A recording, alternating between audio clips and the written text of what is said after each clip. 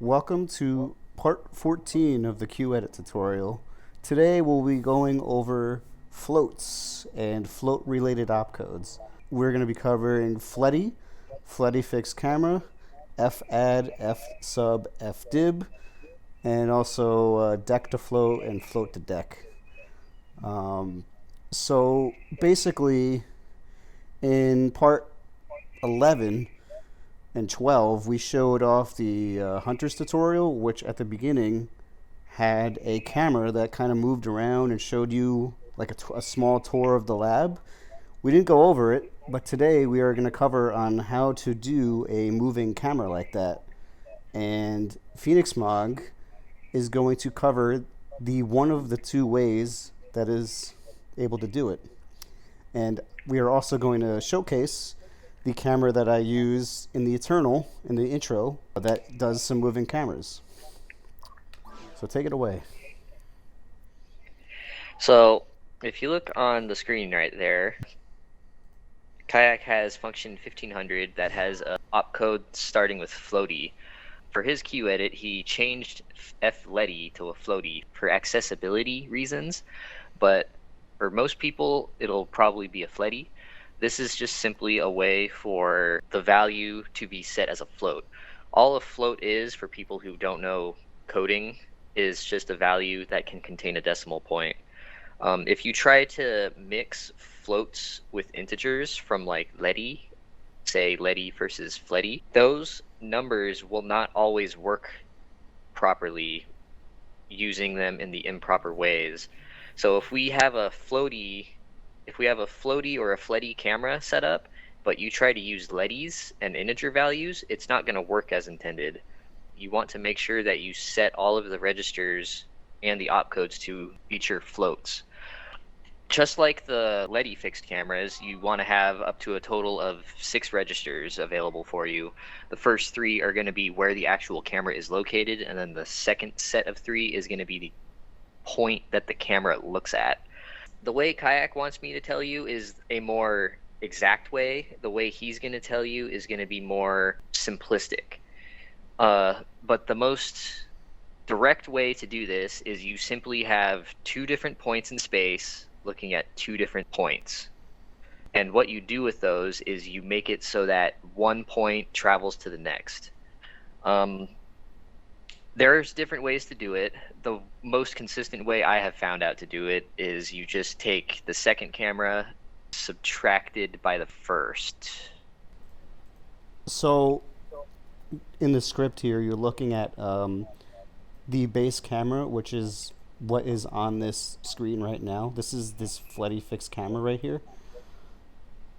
So after we go through this dialogue that I have here, we're going to call 1501, 1502, and 1503.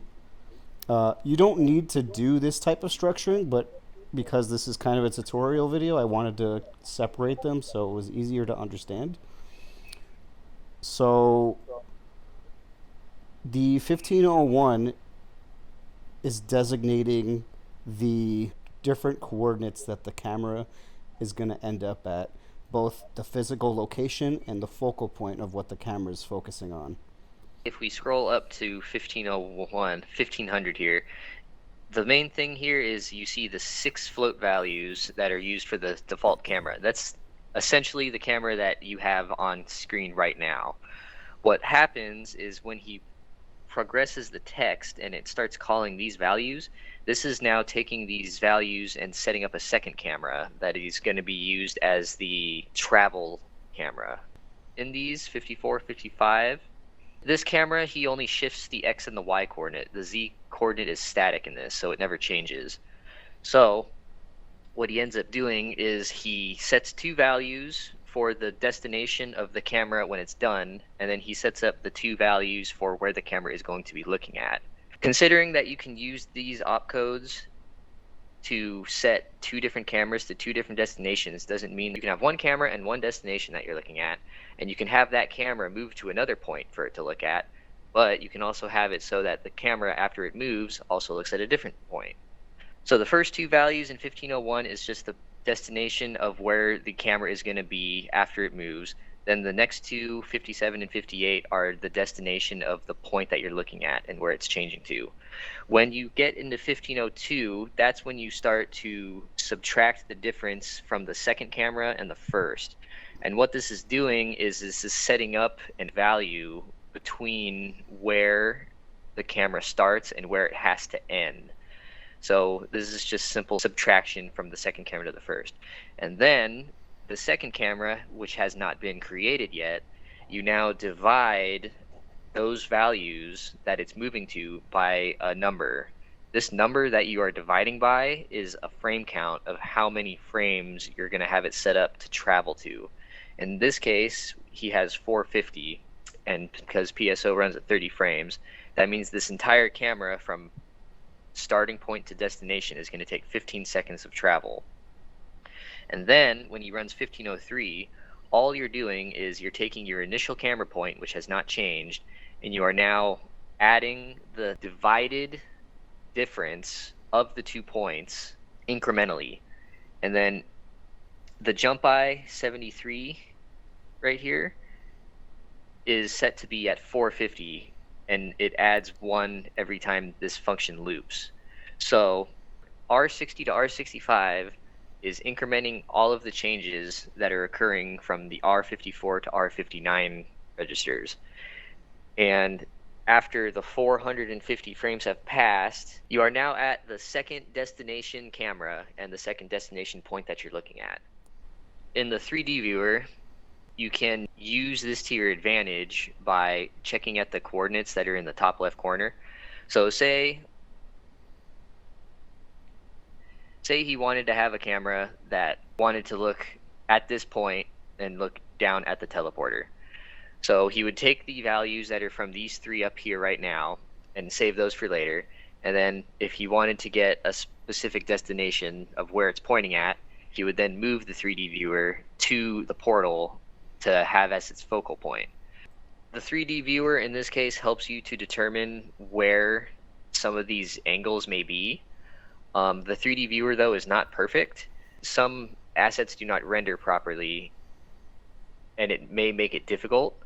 You may have to experiment multiple times to get precision camera angles that you want. Yeah, as you can see in the 3D viewer here, and as you can see in game, you can see the tower clear as day in game, but it never shows up, no matter how far you go here. This tower will never show up. So I had to really do a lot of guesswork to make it look how it end up turned out. And now that we've kind of explained how this camera works, let's just see it in action, right? See what it ends up looking like. So like he mentioned, it's going to take 15 seconds for this camera to complete. So here we are, the camera's moving right towards the tower. And keep in mind that the destination of where this camera stops are those values that are in the 1501 function. And then camera stopped. I have a bunch of particles and other stuff that happened here. And now I have a second camera here. And this is where the more simplistic approach to doing a dynamic camera comes in. Let's go to these coordinates right here are the camera that we are looking at in game as we speak. If I were to go to the 3D viewer just to kind of get an idea. This is right about maybe a little bit higher than where this camera actually is, but it is very close to what the camera is in game. And now if we look at the structure here, after you go through this dialog here, you get to a call 1511, which goes to the dynamic camera action. I don't preset the end result here. I basically just kind of looked on the mini map here, and I just basically, let me expand this a little bit. I basically just wanted the camera to kind of just loop around a little bit, not change on the y-axis at all. So I didn't really have an exact number in mind. I just wanted it to move this way and maybe a bit to the right as well. I basically kind of just estimated a bit. So I made the X value of the camera location add by 0.5 every frame, and the Z I made add by 1.5 every frame. and I did this for 90 frames. So this function loops 90 times until it gets to the end result. And obviously, like I mentioned, you don't get an exact result with this like the first cutscene that you saw, mainly because it also involves a lot less code. As you can see, this is what, 5 lines of code versus the 15 or 20 lines of code here. I think the first way overall is definitely the way to go if you want a very nice looking camera. But if you just want something really simple, then this is the direction you would go in. So let's go through this text so you can see the camera that I was just talking about. And it's just a quick swoop over. It focuses on the switch, and that's it. It's just a very small cutscene. And it happens in 90 frames, so it's 3 seconds. That is the basic way of doing dynamic cameras. I will go back up to this so you can see exactly what this looks like.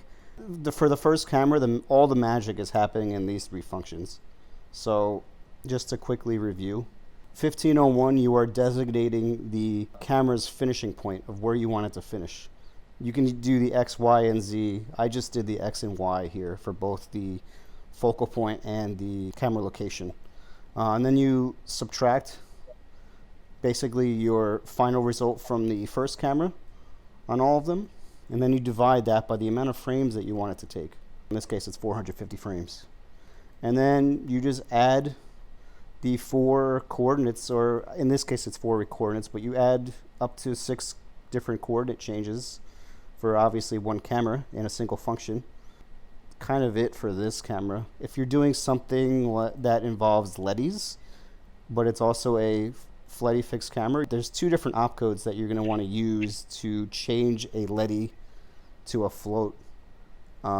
Phoenix Mod can talk about those a bit more. To begin with, you may have a situation where you want the player to be like the focal point. If we were to want a floody camera, but used the opcode get chord of player and use that as, like, say, a focal point, if you try to use integers in a floody camera and vice versa, where you try to use floats in a LED camera, your camera is probably not going to work right because it's an incorrect form of data for them to read. So in this case, if you were to have a function that uses this, what you would want to now have after you get the chord of player is you would use dec to float, which literally just converts a register, and you can put it into another one, but for the purpose of this, you can just have the register feed into itself. So all this is doing now is it grabs the coordinates of the player, puts it as LEDs, but then we convert it from a decimal to a float, and now the X coordinate is read as a float here. You could do that for all 3, and then you would be able to have that as a floody camera. If you wanted to do it in reverse, if you had floats and you needed to go to a LED for some reason or another, you could do the same thing and just use float to dec.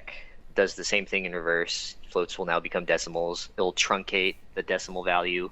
Generally, though, if you're going for just basic cameras, you would just use LEDs and LED fixed camera. But when you want those precisions, that's when you would start to use FLEDI and floats. Everything else still applies from the LED cameras. You still just do the same kind of arithmetic to get them to work right. Floats are just a lot more precise, and with the help of the 3D viewer, you can get some very nice dynamic camera angles, especially for cutscenes that may involve actions or NPCs, etc. I will mention that there is another camera that does involve floats. We're not going to be covering it today, but just know that there is another camera that exists. It's called FLEDI locked camera. It uses the 6 values to determine your camera. It just behaves a bit differently, and we'll probably cover it in a later episode at some point. But just know there is other cameras that involve floats, and there's other just general cameras that do different things as well. We'll probably have a second camera episode at a later date. All right, so thank you for watching episode 14 on floats and a FLEDI fixed camera. Tune in next time for our next topic. Take care.